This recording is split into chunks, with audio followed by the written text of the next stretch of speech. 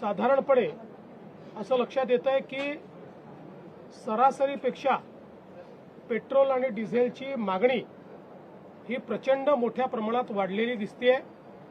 त्याचीही आपूर्ती आपण करतो, पण कुठेतरी याच्यात साठेबाजी होते आहे असे निदर्शनास येत आहे। त्या संदर्भात पुरवठा विभाग आणि गृह विभाग हे जॉईंटली आता कारवाई करतील। मी केवळ आपल्या निदर्शनास आणू इच्छितो की पेट्रोलच्या संदर्भात जी काही सरासरी वापर आपला आहे, मागणी आपली आहे, त्यापेक्षा 23% जास्त आता आपण पुरवठा करतो। 23% मागणी वाढलेली आहे आणि डिझेलच्या संदर्भात तर ही मागणी 52% वाढलेली आहे। 52% जास्ती पुरवठा आपण करतो। म्हणजे सरासरी मागील वर्षी किंवा याही वर्षी प्रतिदिनाचा जो पुरवठा या काळातला त्या पुरवठ्यापेक्षा 52% जास्त डिझेल हे आता पेट्रोल पंपाच्या माध्यमातून आपण पुरवतो आणि तरीही टंचाई सदृश स्थिती ही तयार होते। त्यामुळे अगदी उदाहरण द्यायचं झालं तर अकोल्यामध्ये 154% जास्त खपत झालेली आहे, किंवा छत्रपती संभाजीनगर, बीड, भंडारा, बुलढाणा, चंद्रपूर, बुलढाणा, त्यानंतर गोंदिया, हिंगोली या सगळ्या भागांमध्ये 70% पेक्षा जास्त ॲडिशनल खपत ही त्या ठिकाणी झालेली आहे, ज्याचा पुरवठा हा आपण केलेला आहे। आणि म्हणूनच एकीकडे शेतकऱ्यांना डिझेल मिळालं पाहिजे याकरता आपण प्रयत्न करतो, पण निश्चितपणे त्याचा फायदा किंवा गैरफायदा हा काही लोक घेत आहेत। या दोन गोष्टी महत्त्वाच्या आहेत। एकीकडे नॉर्मल पेट्रोल डिझेलची खपत वाढलेली आहे आणि त्याचवेळी कमर्शियल जे ऑइल आहे, पेट्रोल डिझेल आहे, याची खपत मात्र थोडी कमी होताना दिसते आहे। याचा अर्थ नॉर्मल ही जी वाढलेली त्या ठिकाणी खपत आहे ती कमर्शियलकडे वळवली जाते आहे का याची पडताळणी करणं गरजेचं आहे। त्या दृष्टीनं आज आम्ही आदेश दिलेले आहेत, कारण आपण समजू शकता 52% वाढ आणि त्याची आपूर्ती आपण करतो, याचा अर्थ कुठेतरी याच्यामध्ये कोणीतरी साठेबाजी करताय आणि म्हणून ती साठेबाजी थांबवण्याचा प्रयत्न आमचा चाललेला आहे।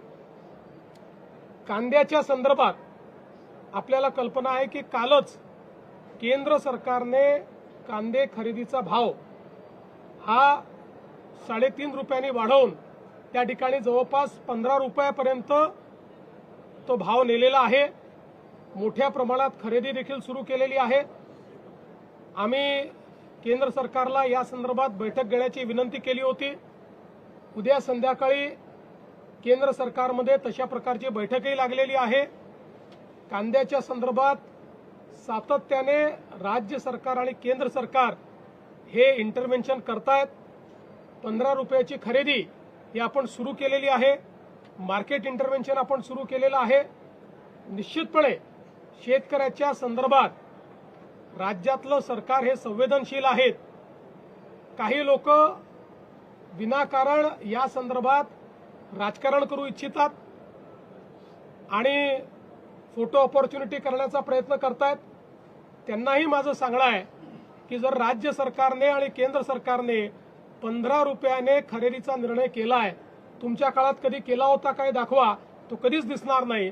आम्ही संवेदनशील आहोत म्हणूनच हे करतो, पण आम्हाला याची कल्पना आहे की एवढं करून भागणार नाही, अनेक गोष्टी कराव्या लागतील आणि म्हणूनच केंद्र सरकारसोबत उद्याला बैठक आम्ही करतो आणि त्या बैठकीतून दीर्घकालीन काय उपाययोजना करता येतील याचा प्रयत्न केला जाणार आहे। काही नेत्यांकडनं सर या कांदा प्रश्नाच्या अनुषंगाने राजकीय आंदोलन सुद्धा केलं जाते, त्याबद्दल काय? 100% राजकीय आंदोलन आहे। म्हणजे कांदा कापल्यानंतरही ज्यांच्या डोळ्यात अश्रू येणार नाहीत अशी मंडळी आता अश्रू ढाळण्याचा प्रयत्न करतायत। पण मी स्पष्टपणे सांगतो, महायुतीचं सरकार कांद्याच्या संदर्भात संवेदनशीलतेनं काम करण्याचा प्रयत्न करते। नाशिकमध्ये आहे ते आंदोलन पाहायला मिळतंय, कारण की रस्त्यावर उतरून हे आंदोलन करतात, रस्ता रोको करण्याचा प्रयत्न केला। मला असं वाटतं की फोटो ऑपॉर्च्युनिटी चालली आहे, ते विरोधी पक्षात आहेत, त्यांचं काम आहे ते दाखवून राहिले आहेत। सर, काँग्रेसच्या खासदार प्रणिती शिंदे आहेत, वारंवार मोदींवरती टीका करतात. पुन्हा एकदा त्यांनी एक टीका केली आहे. त्यांचं असं म्हणणं आहे की ट्रम्प तात्या जसं बोलतात तसं मोदी सगळं करतात, असं त्यांनी. असं आहे की प्रणिती शिंदे या पहिल्यांदाच खासदार झालेल्या आहेत, पूर्वी आमदार होत्या. अपेक्षा आहे की अशा लोकांनी मॅच्युरिटीने बोललं पाहिजे. पण कोणी इमॅच्युरिटी दाखवली तर त्याला आपल्याला सांगता थोडी होतं. आता एवढी जर इमॅच्युरिटी असेल म्हणजे आपण कोणाबद्दल बोलतो आहोत, काय बोलतो आहोत या संदर्भात जर भान राहत नसेल तर अशा लोकांना जनताच त्यांचं स्थान दाखवेल. सर, एक बार हिंदी में